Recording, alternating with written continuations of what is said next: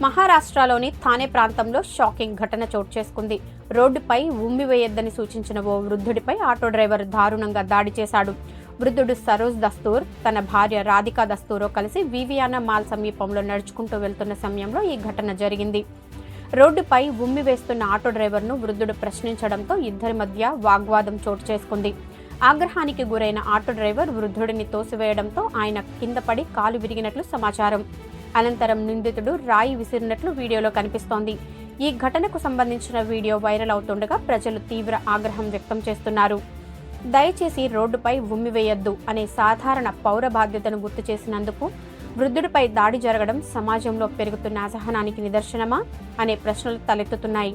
ఇలాంటి దారుణాలకు కఠిన చర్యలు తప్పనిసరి.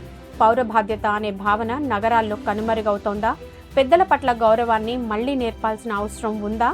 బహిరంగ ప్రదేశాల్లో దూకుడు ప్రవర్తన పెరుగుతోందని ఈ ఘటన నిజంగా కలిచివేస్తోంది. ఈ ఘటనతో మనకు ఉండాల్సిన పౌర బాధ్యతలు గుర్తు చేసుకోవాల్సిన అవసరం ఉంది. మరియు పౌర బాధ్యతలు మనందరి కర్తవ్యం.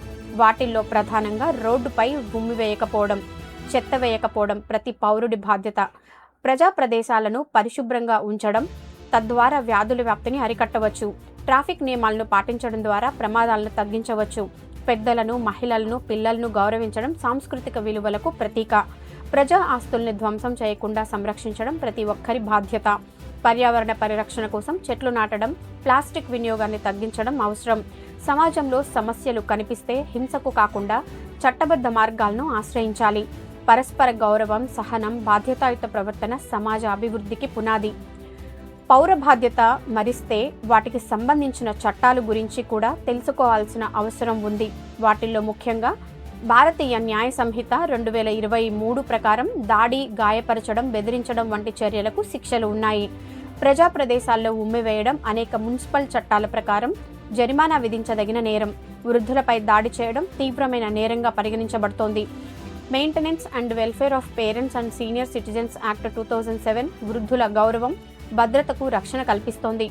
పౌర బాధ్యతను గుర్తు చేసిన వ్యక్తిపై దాడి చేయడం కంటే ఆ సూచనను గౌరవించడం, దాని ప్రకారం నేర్చుకుంటే సమాజం నిజమైన నాగరికత వైపు అడుగులు వేస్తుంది. లేదా రోడ్లు శుభ్రంగా ఉండాలంటే చట్టాలు మాత్రమే కాదు, పౌరుల బాధ్యతాయుత ప్రవర్తన కూడా ఎంతో అవసరమని ఈ ఘటనతో రుజువవుతోంది.